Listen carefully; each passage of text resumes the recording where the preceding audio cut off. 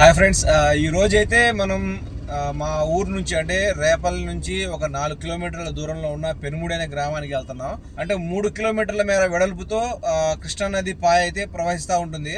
ఆ రేవు ప్రాంతంలో అయితే మాత్రం మనకు అక్కడ తోటలు అనేవి ఎక్కువ. అంటే మనకు జామ తోటలు ప్లస్ సపోటా తోటలు, మామిడి తోటలు, ఇలా అనే బనానా తోటలు, చాలా తోటలు అయితే ఉంటాయి. మనకు ఫ్రూట్స్ కూడా చాలా చీప్గా దొరుకుతాయి. అట్లాగే మనం మెయిన్గా వెళ్ళేది ఏంటంటే అక్కడ చేపల కోసం. అంటే అక్కడ చేపలు వచ్చేటప్పటికి అన్ని రకాల చిన్న సైజు కాడ నుంచి పెద్ద సైజు దాకా అన్ని రకాల చేపలు అయితే దొరుకుతాయి. మనం ప్రత్యేకించి చిన్న సైజు చేపలు అంటే జల్లలు అంటారు ఫ్రెండ్స్, అవి చాలా టేస్ట్గా ఉంటాయి, మీ అందరికీ తెలిసే ఉంటుంది.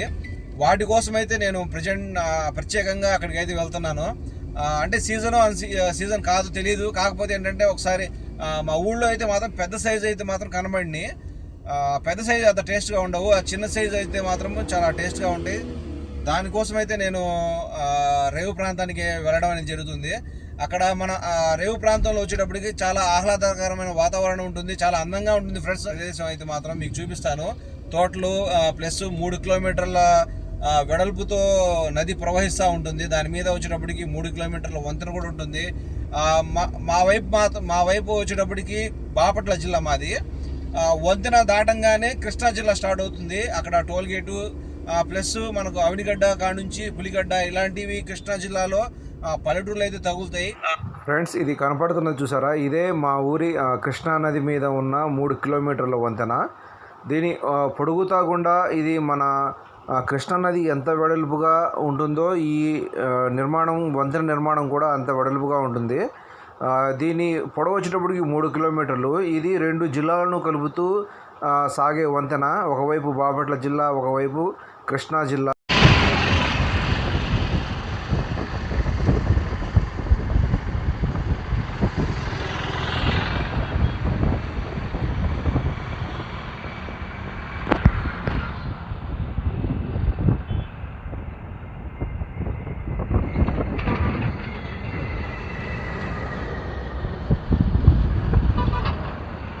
ఫ్రెండ్స్, చూస్తున్నారు కదా, ఇదే మా ఊరి కృష్ణా నది. ఇది వచ్చేటప్పటికి ఫస్ట్ పాయ. ఇలాంటి ప్రవాహాలు 3 మనకు కనబడతాయి. పక్కనే 3 కిలోమీటర్ల వ్యాసార్థంతో అయితే మాత్రం ఈ నది అయితే ప్రవహిస్తూ ఉంటుంది. ఈ నదీ పరివాహక ప్రాంతం అంతా కూడా చాలా సుందరంగా, అద్భుతంగా మనకు కనువిందు చేస్తూ ఉంటుంది. ఈ ప్రదేశంలో అయితే మాత్రం చాలా సినిమా షూటింగ్లు అయితే జరిగాయి. జయ జానకి నాయక షూటింగ్ ఇక్కడే జరిగింది. ఇక్కడ ఈ లొకేషన్ చాలా అందంగా ఉండటం వల్ల చాలామంది ఆసక్తి చూపిస్తూ ఉంటారు. ఫ్రెండ్స్, ఇక్కడ మనం ప్రజెంట్ అయితే ఒక స్టాల్ దగ్గర ఆగాము. అంటే ఫ్రూట్ స్టాల్ ఇది. ఇప్పుడు మనం ఇక్కడ చూస్తున్నది స్టాల్ రోడ్డు పక్కన.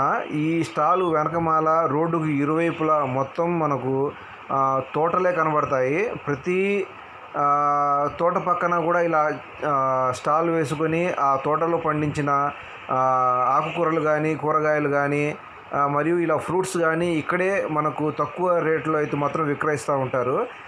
ఇక్కడ వచ్చేటప్పటికి మనకు ఎక్కువగా సపోటా తోటలు, మామిడి తోటలు, బొప్పాయి తోటలు, జామ తోటలు, ఇలా చాలా రకాల తోటలు అయితే మనకు కనబడుతూ ఉంటాయి. అట్లాగే ఫ్రూట్స్ కాకుండా ఇక్కడ కంద, పసుపు మరియు ఇతర చాలా రకాల వెజిటబుల్ తోటలు కూడా మనకు కనబడుతూ ఉంటాయి.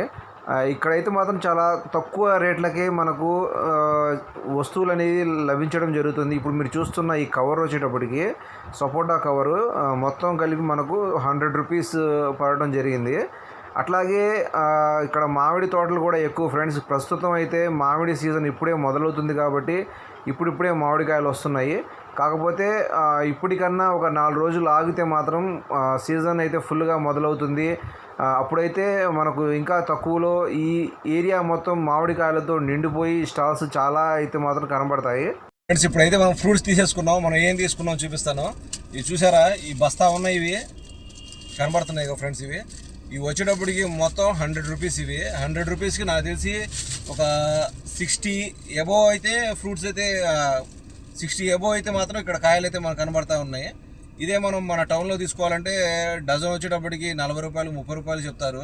ఇక్కడైతే చూసారా, ఈ బస్తా వచ్చేటప్పటికి మనకు 100 రూపీస్ అయితే పడింది. డెడ్ చీప్ ఇది. నెక్స్ట్ వచ్చేటప్పటికి ఇది ఒకటి తీసుకున్నాను. ఇది మీ అందరికీ తెలిసే ఉండిద్ది.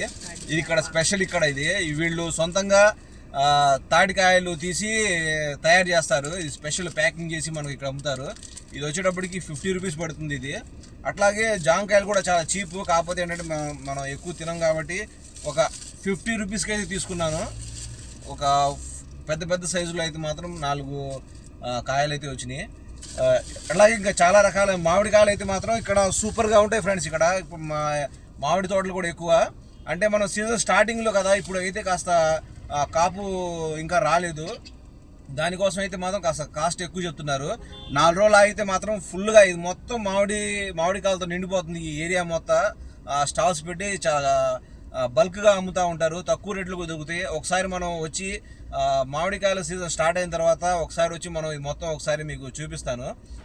ఇక్కడ కనపడుతున్నాయి మొత్తం బనానా తోటలు, తర్వాత మామిడి తోటలు, సపోటా తోటలు. ఈ మొత్తం మనకి ఇట్లా రోడ్డు ఇరువైపులా మనం ఎంత దూరం వెళ్ళినా సరే ఇట్లాంటి తోటలు అయితే మనకు కనబడతా ఉంటాయి. ఈ ప్రాంతం మొత్తం చాలా గ్రీనరీగాను, చాలా అందంగా ఆహ్లాదకరమైన వాతావరణం అయితే ఉంటుంది ఫ్రెండ్స్. ఇక్కడ ఈ ప్రాంతంలో వచ్చేటప్పటికి మనము అసలు వచ్చిన మెయిన్ అంటే చిన్న జల్ల చేప కోసం వచ్చాం మనం. అదంతా ఇది ఇప్పుడు సీజన్ కాదంట, వానాకాలం స్టార్టింగ్లో అయితే మాత్రం అవి అయితే రావడం జరుగుతుందంట. అట్లాగే ఇక్కడ మనకు రేవు దగ్గర అయితే మాత్రం ఒక స్టాల్ అయితే ఉంది. ఈ జల్లలు కానీ ఈ ఫ్రాన్స్ కానీ అమ్మే షాప్ అయితే ఒకటి ఉంది. అక్కడికి వచ్చి మనం ఎంక్వైరీ చేస్తే ఆ సీజన్ ఇప్పుడు కాదు, కాకపోతే పెద్ద సైజు వస్తున్నాయి, కావాలంటే అవి తెప్పించిస్తామని చెప్పారు. సరే వద్దు అని చెప్పేసి మనం అంటే సీజన్లో దాటి కోసం ఈ చిన్న చేపల కోసం వచ్చాం కాబట్టి ప్రజెంట్ అయితే మాత్రం మనం ఈ ఫ్రాన్స్ అయితే తీసేసుకున్నాం. అట్లాగే మనం వచ్చే వానాకాలం స్టార్టింగ్లో అయితే మాత్రం మళ్ళీ ఇక్కడికి వస్తాను నేను. కంపల్సరీగా వచ్చి చిన్న చేపలను మీకు చూపించడం అయితే. ఫ్రెండ్స్ ప్రజెంట్ అయితే మనకు అక్కడ చిన్న చేపలు అయితే దొరకలేదు.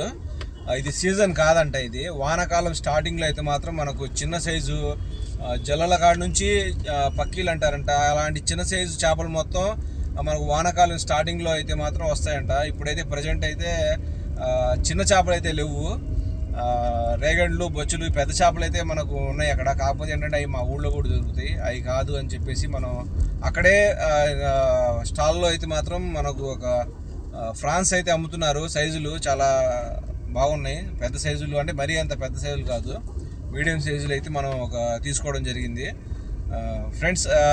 నెక్స్ట్ మనం ఈసారి అయితే మాత్రం మనకు చేపలు మిస్ అయినాయి.